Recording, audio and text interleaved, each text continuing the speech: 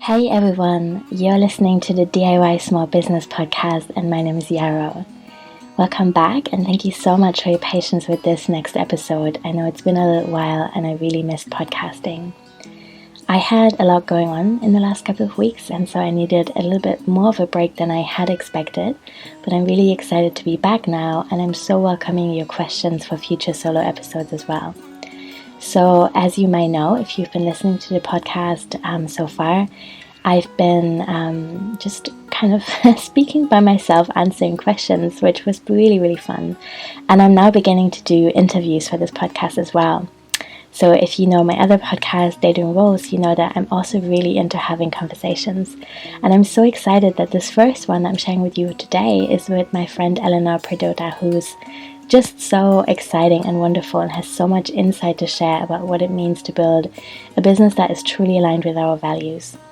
So we talked about what it is like to work in cooperatives and the emotional labor involved in rethinking our relationship to power and leadership, which is really quite big. We talked about building a small business against and beyond capitalism, and we talked about ways of building sustainable and regenerative communities, as well as personal and collective freedom.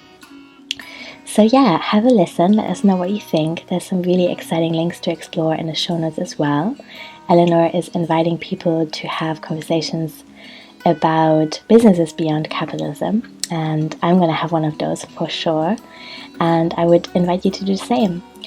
Some small updates from me. As promised, I'm going to be podcasting on both my shows more often in spring. I'm really excited for the equinox, which is now just 2 days away, and it feels like a fresh start, and really looking forward to see what is going to bloom. I have just redesigned daydreamwolves.com this weekend. In case you're interested in that side of my business as well, check that out. There's lots of new things to explore. There's also new colors that feel like a better match for me now. The DIY Small Business School is really growing beautifully, and I love that everyone is over in Mighty Networks now, exploring the course there and also connecting and sharing with each other. We're still running live workshops every other week, the next couple of weeks, and I'm continuing that into the summer because I love meeting everyone, and it feels really good to be offering this low-cost business training that also has a group component and these live segments. So if you want to become a part of that, you can pledge $11 or more on my Patreon, and that gets you access to the community, the DIY Small Business School, lots and lots of tech and social media and marketing and self-care trainings, and also the live workshops. And you're supporting the podcast as well. So yeah, thank you so much. I'm wishing you a beautiful week.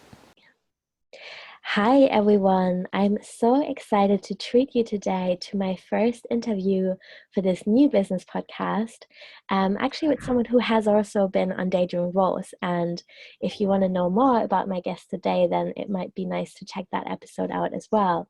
But Elinor is really cool. We met on the internet, and we also met in real life 2 weeks ago in Brighton, which was really special to me.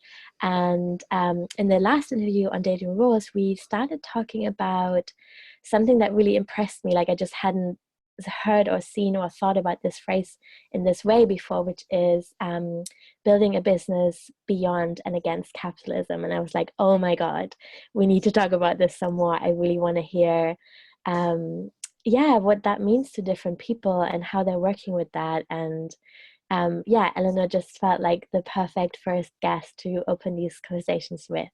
So thank you so much for being here. I'm going to hand it over to you now so you can introduce yourself.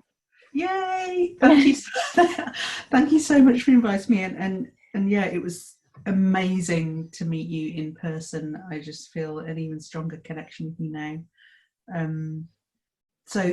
About me, I guess I've been in business in various ways since my early 20s, kind of on and off. Mm-hmm.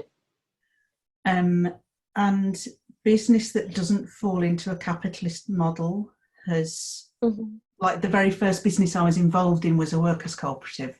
So I've always held that kind of sense that I didn't want to be kind of swallowed up into the capitalist mindset just because I wanted to be in business and make my own money. Yeah. Yeah, but Mm. I feel like I've got a bit lost about what the introduction should include. No, that's Maybe really the great. I think it's a fantastic idea to start with values, and I think that's what we just did. So that's amazing. Maybe okay. you can tell us a little bit more about what you're offering within your business right now.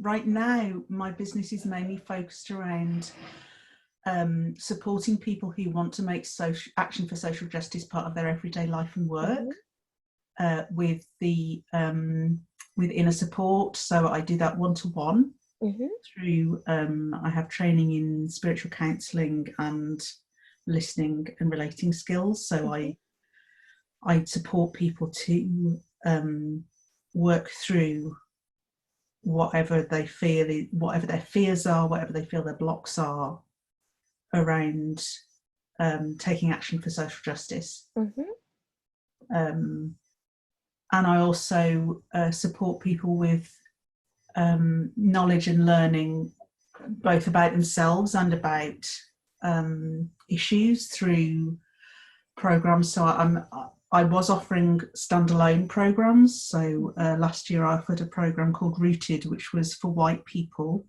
to connect with their ancestors Mm-hmm. through a personal practice of reverence. Mm-hmm. Um, and through that to both become grounded in an authentic practice that wasn't appropriating from other cultures that had been negatively impacted by colonialism, Mm-hmm. and as a way to face up to the personal inheritances of whiteness, white supremacy, colonialism, racism Mm-hmm. through their lineage. Mm-hmm. But I've what I'm moving towards very slowly is bringing that into a learning space, so it's more accessible, both in terms of in investment, both in terms of money and in terms of the time required, Mm-hmm. and when people. So there's more flexibility with when people can take courses. So my business is actually in flux at the moment. The one-to-one work is solid, and Mm-hmm. the program side of it is in flux. And then I also do storytelling. So I have support from patrons to develop various storytelling performances and projects. Mm-hmm. And I'm also I don't know where it's going to go, but I'm starting a 100 Conversations project where I want to talk to people about on the theme of business beyond and against capitalism. And at the moment, it's just a 30-minute conversation with anybody who's interested about. So, what are your thoughts and experiences about Mm-hmm. capitalism and the way they do and don't necessarily have to relate to each other and all that stuff. Mm-hmm. But yeah, I guess that's me. But I think at the core of all of it for me is the importance of the relationship between the inner and the outer, whether we call it spirituality or personal practice, or that sense of connection inward Mm-hmm. and Yeah. with one another, for me is really vital. Not just in terms of taking action for social justice, but also in how we operate in our businesses. Mm-hmm. Yeah. And it's so beautiful to really be in deep conversation about that, because what we're doing is different in some ways, and there isn't like a blueprint or like a script that we could follow. So I'm so glad to be talking to you. um, I would love to circle back a little bit to what you said in the beginning of like the origin of when you were a person in the world and you decided that you would like to work for yourself. And I wonder if you want to share a little bit about why you felt that way, or maybe it was just more like a decision against employment rather than one for working for yourself. I don't know. I would love to know more about that. It's a bit of both. I mean, it was actually it was within a year of graduating from university that I joined a workers' cooperative. Mm-hmm. Um,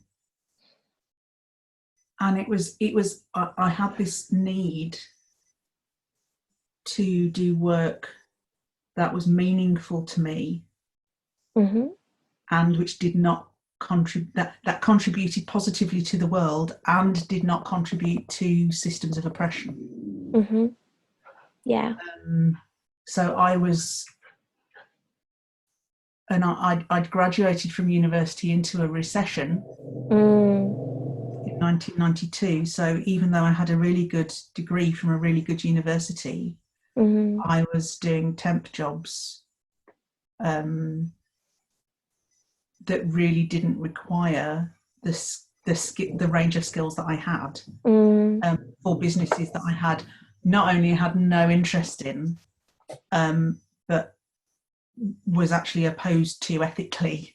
And I think so many of us are in that position where we feel like our only survival option is to work for organisations that we disagree with or within systems that we disagree with, particularly in order to survive. And I know a lot of people, I feel like in many ways that's got worse because of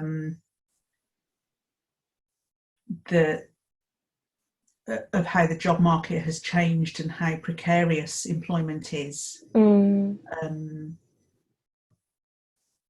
So that there's the not wanting to work for, I suppose the 1960s term for it was the man. But yeah, not wanting to work against my own interests and my own principles. But also wanting a degree of personal freedom. Because even in my early 20s, I'd already been living with a chronic illness for 10 years. And I did not have the capacity to work the way that employers want people to work. I could do it for a certain length of time, but then I just needed to stop.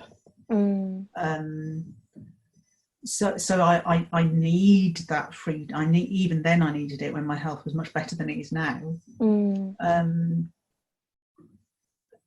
Physically and health-wise, that freedom is necessary for me.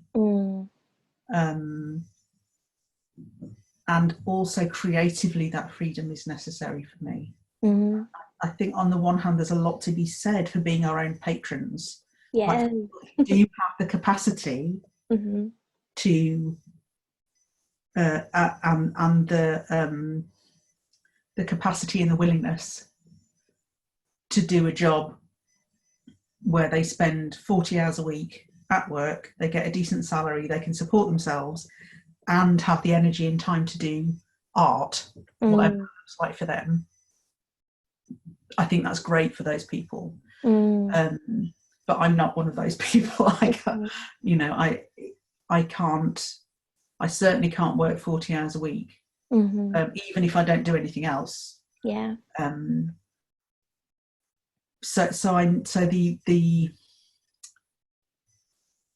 it's also the freedom to express ideas and be heard, and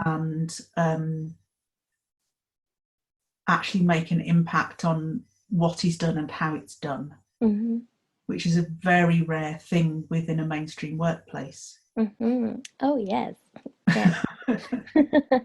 And just that fundamentally underlying that is the fact that I value everybody's humanity, and everybody's perspective is unique, and everybody's perspective is important. And that was one of the amazing things for me about being in a workers' cooperative. It was a very small workers' cooperative, and we made all decisions by consensus.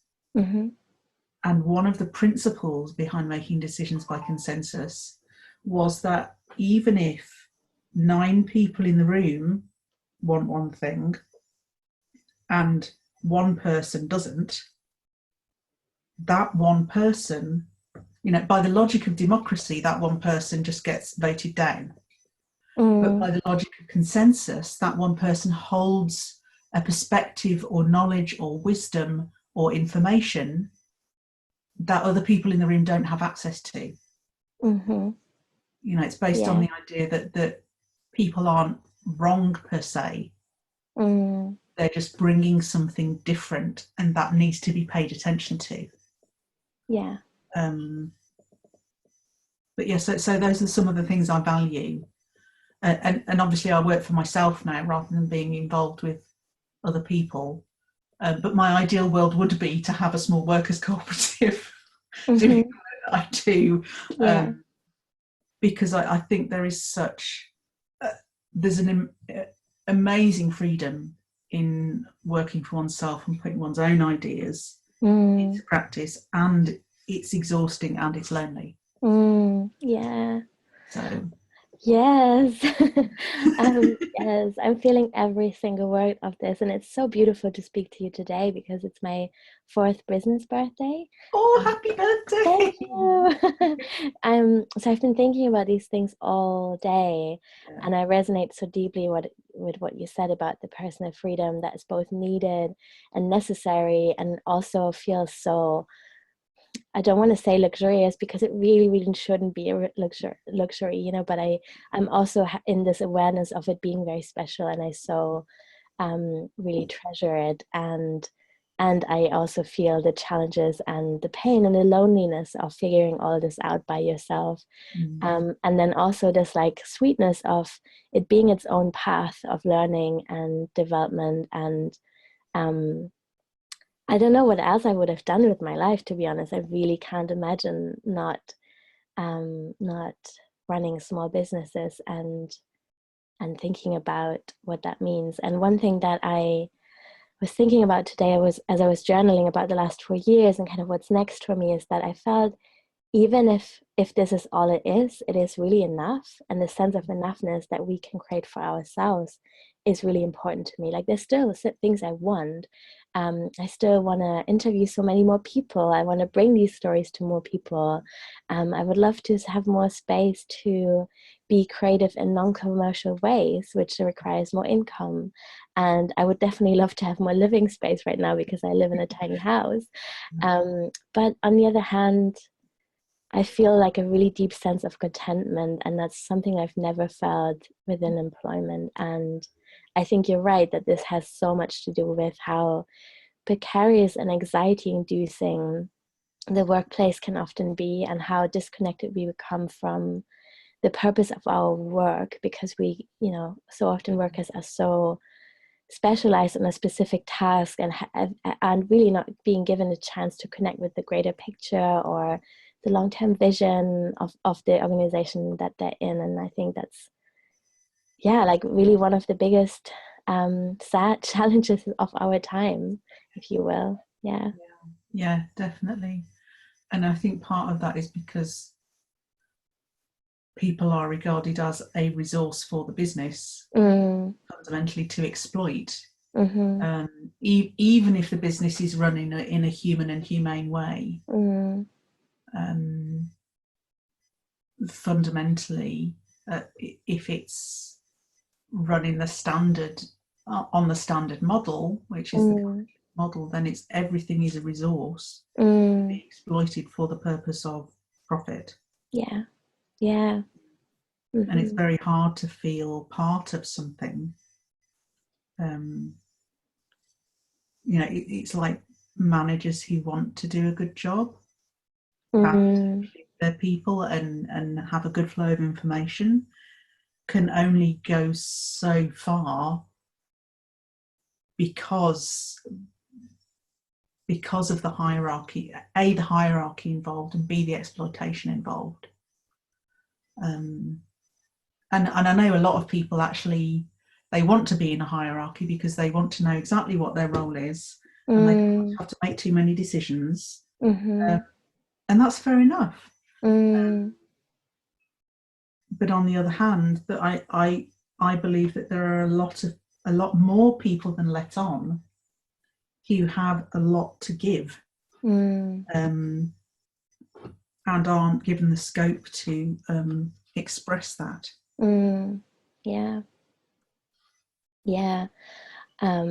Yeah. Sorry, I feel like I'm repeating myself in my resonates a little bit, but I think the thing I would love to pick up on and what you just said is this relationship to power, and Yeah, how it's okay to not want it, but also how it's okay to want it at the same time, yeah, and how I think there's so much to learn in it, which is a theoretical concept, obviously, but I think in theory it's so powerful to be able to make free choices around how you position yourself to power, to yeah, either say, I think at this stage in my life, for whatever reason, I would like to just kind of be part of a small organization and be told what to do, and just really know my structures in my day and my routine, and have clear expectations set, and I'm not necessarily super interested in participating in the process of decision making or vision building, all of that. I've mhm, definitely felt that way. And then there's been other times where I've really like reveled in this joy of like, I'm going to decide and plan all these things and I don't have to report back to anyone, yeah, and that can come with its own exhaustion, I think. yeah, But the point is that I have choice in um in how I relate to that and how I prioritize that at different points in my life, and that's something I'm super grateful for. Yeah. yeah. I definitely, and I think a lot of it is to do with um, responsibility and accountability. Mm-hmm. And I've been thinking a lot recently about decision making, about what's required Mm-hmm. to make a decision. And I've kind of broken it down into three elements. There's competence, Mm-hmm. so that's knowledge, skills, experience, aptitude, etc. There's capacity, which is, do you have the energy, do you have the time, do you have the resources? Mm-hmm. And then there's willingness, which is, do you want to? Mm-hmm. And a lot of this is influenced by Jen McCabe, but a lot of it is also based in my own experiences over a lifetime of largely being in different working environments, and observing the way decision-making structures work or don't work, and how people exercise power and abuse power and avoid power. Mm-hmm. Um, but yeah, it's like, if if either for reasons of competence or for reasons of capacity or for reasons of willingness, we're not in a place where we want to take responsibility and be held accountable for decisions Mm-hmm. in the workplace, then probably running our own business is not a great thing for us to be doing. Yes. Yes. And that's a cool thing to figure out, who knows? And I think it's really important to give ourselves permission, if that's Mm. where we're at, to be there, Yeah. because especially in the online business coaching world, there's so much. I mean, maybe not quite so much at the moment, but certainly a couple of years ago, it was like job was a dirty word, Mm. and if you weren't running your own empire, God, you how know, did anyone ever think that was a cool word to use? I don't know. yeah, no idea. But if you weren't running your own, if you didn't have the title of CEO, and you weren't Mm. running, you didn't have enormous goals, and Mm. then you weren't living up to your potential, which is code Mm. for you were a bad person, Mm. Yeah. and which is bullshit, because at different points in our lives we need different things. We have different capacities, we have different willingness, and we have different competence. Mm-hmm. And I'm really lucky, I think, that I've well, in some ways it's been a blessing, and in some ways it's been a curse, that I would always rather make decisions and take responsibility and be accountable in the workplace than see somebody else making decisions that I can see exactly how it's going to go. I don't like how it's going to go, and having no power to change it. Yeah. So yeah, but Yeah.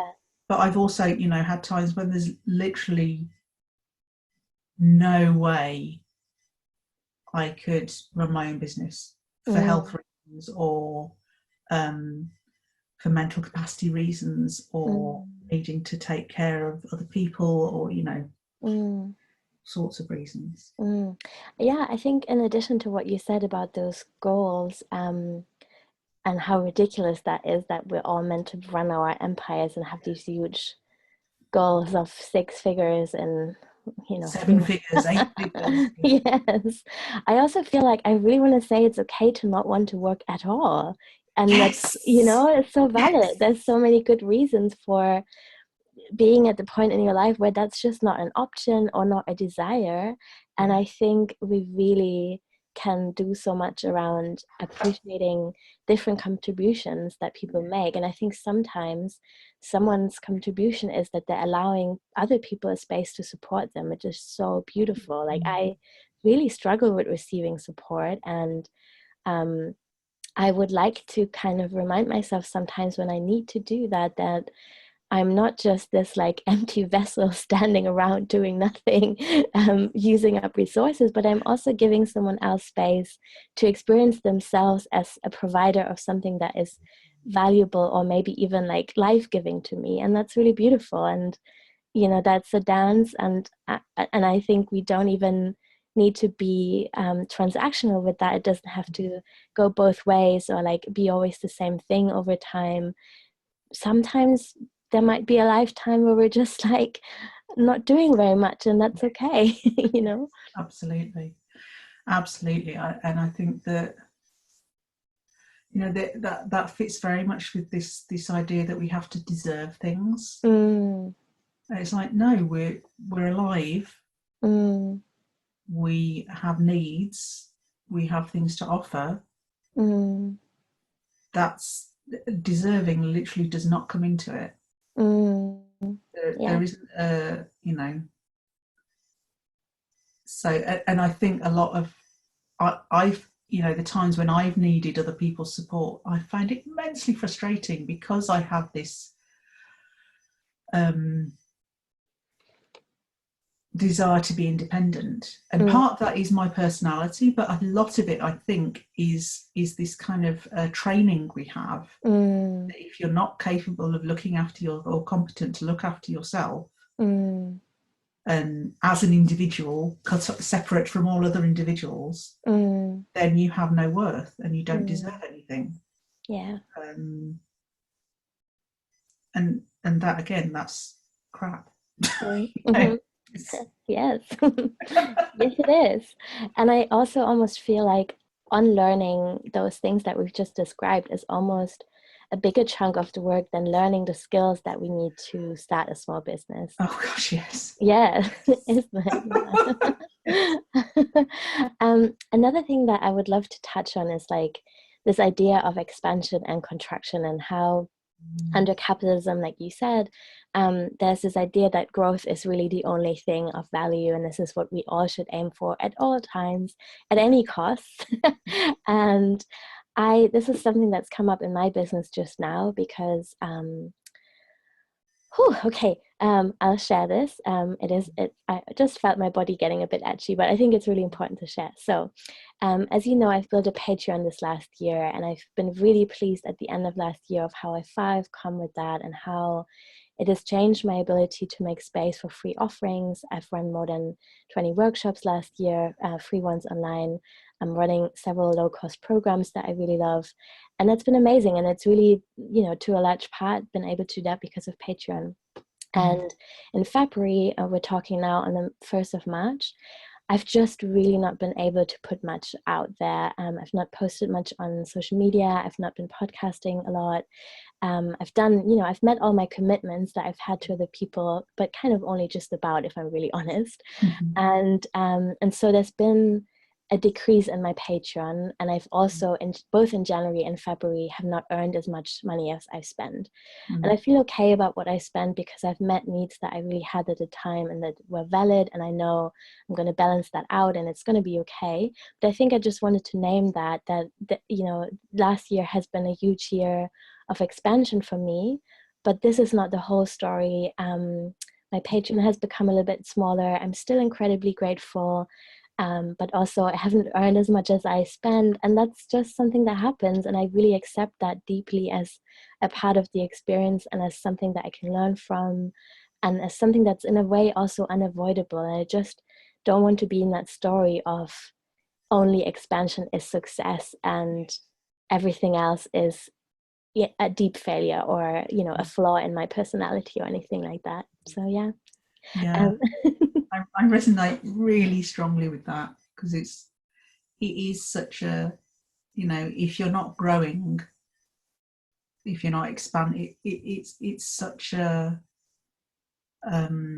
it's such an unhealthy mindset within our cultures, that in relation to money or possessions or property or profits, if you're not constantly expanding, that's you're doing it wrong. But yeah, life isn't like that. The seasons aren't like that. You and I both live in the northern hemisphere in, oh in yes, a country that has seasons. Yes.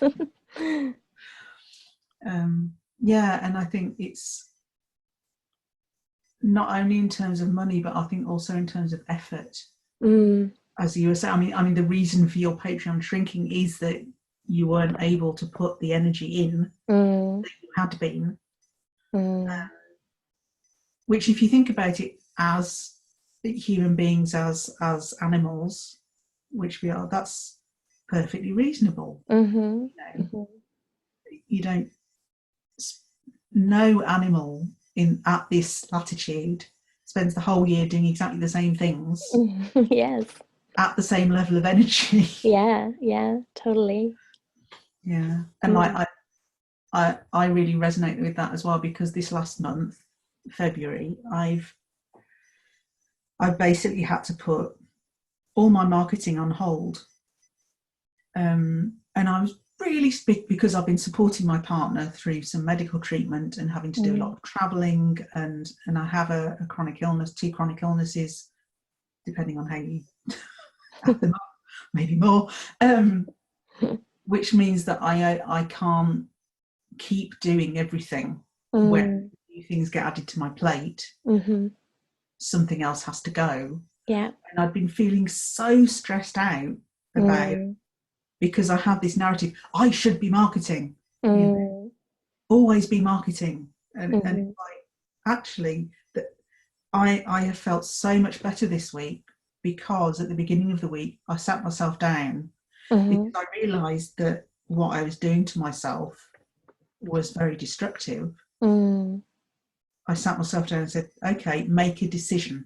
Are you going to keep marketing on your to-do list while your partner's recovering, or are you going to take it off? Because I was in that in-between place that's really stressful, where it was on my list, but I knew I couldn't do it.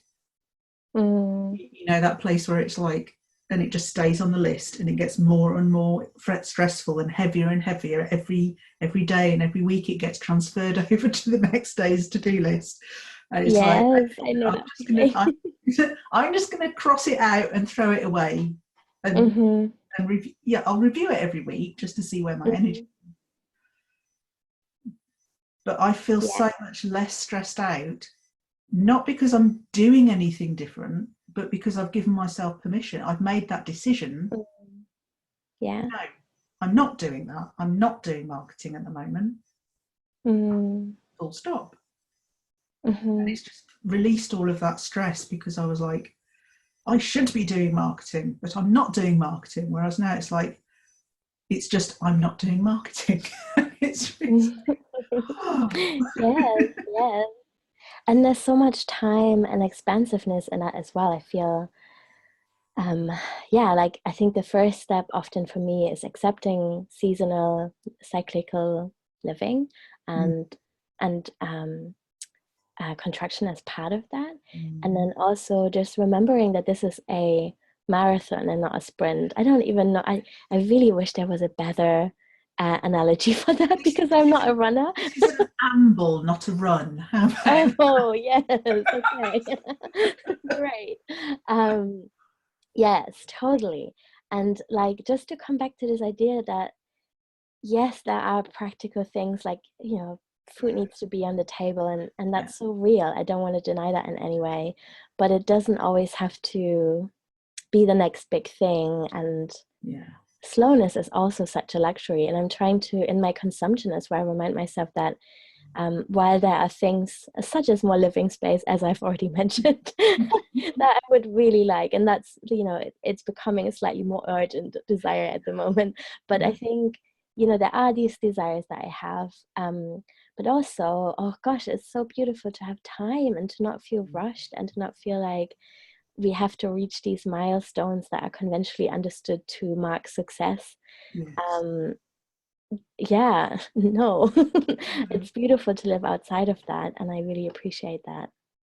That just this may or may not be relevant to this podcast, but it just pinged in my head. Uh, Mm-hmm.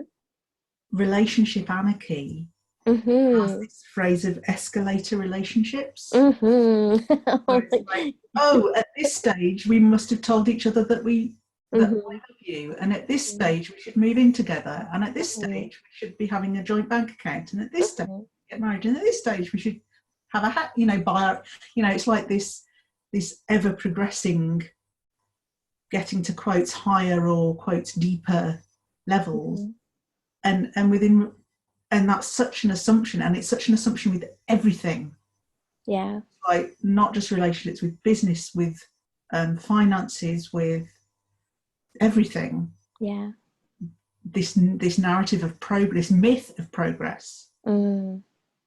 that you start here and your goal is to get to there, wherever there is, and it's always better where you're going to than where you've been, and we mark that by these culturally normative, socially normative behaviours Mm-hmm. or decisions or announcements. Mm. Um, and I'm not quite a relationship anarchist myself, but I really appreciate that perspective, because it's Mm. like, hang on, am I doing this because I actually want to? Mm-hmm. And this is where my desire is? Or am I doing it because this is what my culture has programmed me to think I should be doing next? Yeah, yeah. Yeah, and I can think of so many examples of how that translates into small business stuff. Like the six figures, for example, I think are just one of them. But it's also often about building a team, or like, do you want to have an assistant? Do Yeah. you want to, gosh, I don't know, like have a separate office space that's outside of your home? Or do you want to go to a certain number of conferences each year? And all of these things I'm so not interested in. I love working in my house because it means I don't have to leave it, Yes. and I really like the idea of working in a co-op, and that's definitely something that I would love to be involved in at some point in my life. But if I'm completely honest, I think a part of me also recognizes that I have experienced relational trauma, Mm. and I don't want to go into my childhood now, but we all live under capitalism, and it is Yeah. difficult to relate to people in an authentic way.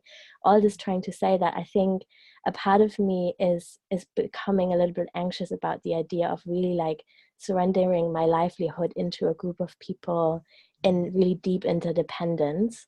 And Mm. so that part of me feels like, I think, um, at least part of my work I always feel like I want to be doing by myself to Mm-hmm. some extent, because it's scary, Yeah. it's Yeah. very scary. Yeah. But also, all this to say, I've never had a desire to become a big employer and have an assistant and a bookkeeper and a designer, all these things. I really, really actually enjoy doing most of my work myself. And Mm. I sometimes hire people or their perspectives or insights and bring them in for a specific project or some kind of like growth edge that I have. But I don't have this conventional, like, to me, it isn't a mark of a success to have a team necessarily if that's not No. who you are. Yeah. Yes. Yeah, absolutely. And it's that we need to shift our perspective on what success is. And Mm, for me, a lot of that, the idea of business beyond capitalism, it's not just the practical stuff, mm, like, are you profit driven? Do you have investors who aren't workers in the business? Who gets the profits? mm-hmm, It's also, how do you relate to yourself and other people? mm-hmm. what level of trust is possible in relationships, and what level of trust of yourself is possible. Is really deep personal and interpersonal things like that. Because I've been in 2 workers' cooperatives, one of which was run by consensus and one of which was run by one person, one vote, democratic. And I've also been in a secondary cooperative, which is a cooperative whose members are worker and housing cooperatives. And I've been in various non-hierarchical spiritual groups. And the thing that I found about all of it is that people often say, who've tried those things, that, oh, that doesn't work. It's not that it doesn't work, it's that we don't have the skills, and that actually that our cultural conditioning within a capitalist system strips us of the skills to be able to cooperate successfully. Oh, yes. Yes, I love that you just said that. That I kind of made a mental note earlier in our conversation about talking about this internal process and how it's its own kind of path of healing, almost, not just almost, it is, I think. And I think I said to you when we met in person that I'm really interested in facilitating or like working with people in this transition. And I don't see this as like, let me come and like rescue you from capitalism and show you the way to freedom and this is all going to be so great. But I just really love being in conversation with people about power and independence and interdependence and agency and all these things, and to see like what is coming up for us as we try different things outside of employment, and how is that its own spiritual journey, and how can we support each other in that, and how can we really recognize that it's so much more about unlearning than acquiring new skills. Yes, absolutely. And the difficulty, yes, to all of that. And I'm just reflecting that the difficulty that I have observed, whether it's independent, like people trying to work with one another in a cooperative way, keeping their own businesses, or whether it's people within a collective or a workers' cooperative or a housing cooperative or any other kind of group, a lot of it comes back to power. Because a lot of us are attracted to non-hierarchical and mutual and cooperative and non and anti-capitalist ways of doing business or working or relating, because we see power being abused in the current mainstream of the system. What that also often means is that we have personal issues with power, our own power and other people's power, which really makes it difficult to make decisions with other people and work together. When one of the ways that human beings deal with that is by instituting hierarchies, and not only dividing up work and responsibility, but also arranging it in kind of a pyramid. And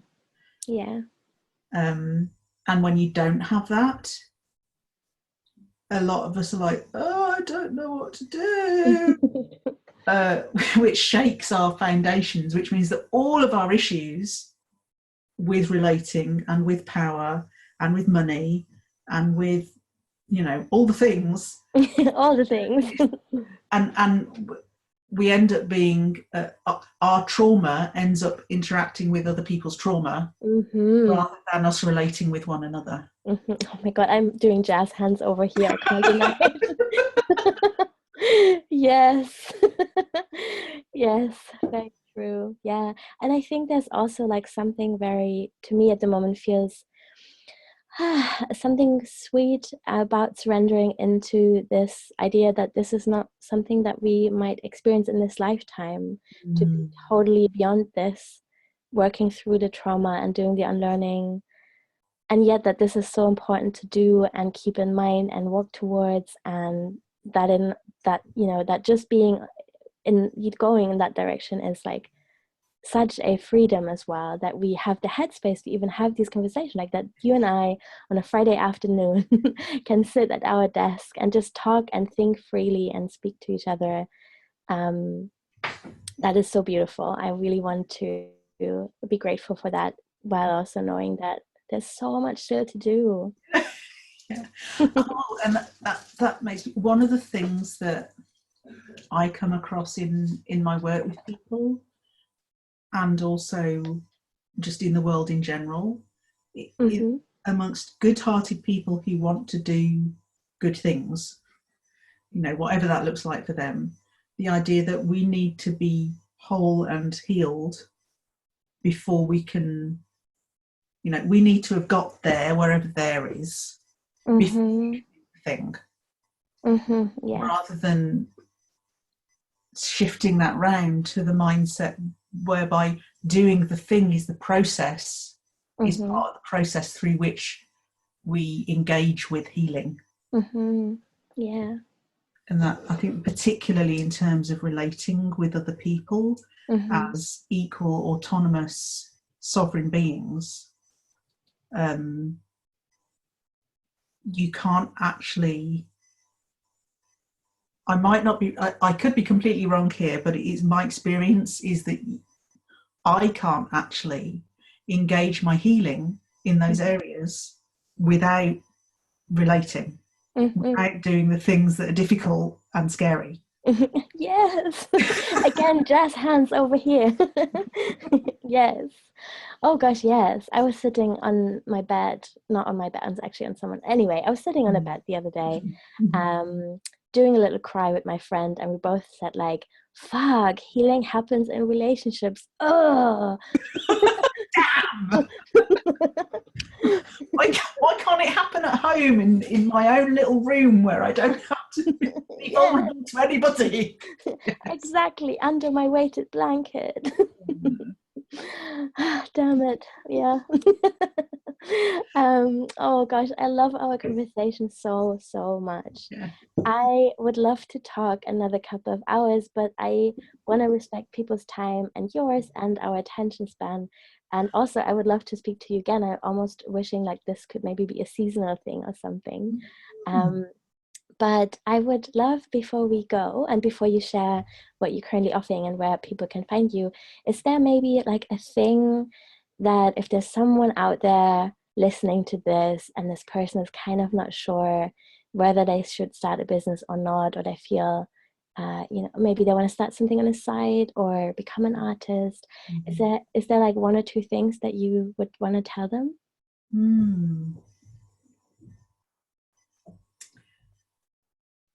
Yeah. First of all, is don't let how scary it is put you off. And the second is, you don't need to know exactly what you want to do or what your goals are before you start. Because it's only by doing things and trying things that you discover that. Yes.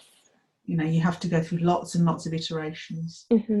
And I work a lot with the action learning cycle, which is where you do a thing, you experience it, you reflect on the experience, and then you plan for your next thing. And that's actually just a whole way of working. You know, you don't have to have everything figured out, because every step you're taking is a learning. Every step you're taking is an opportunity to find out something new about your work, about yourself, about what you want. And that, become friends with failure. Like, failure isn't failure. Honestly, it really isn't. Failure is not failure. It's just another iteration. Yeah, that's so true. And I think it's also beautiful and good to share that journey with other people. I think there's often like a story or an expectation to come out with this perfectly formed business and offering that you want to bring into the world. And I always encourage people to use the website Time Machine. If you Google that, it comes up and it lets you see what someone's website has looked like 2 or 3 or 5 years ago. I'm somewhat embarrassed about this, if I'm honest, but I think it's really helpful. We need to see these things, we need to see these processes, and they are messy sometimes, and that's cool, and it often leads to cool things. So yes.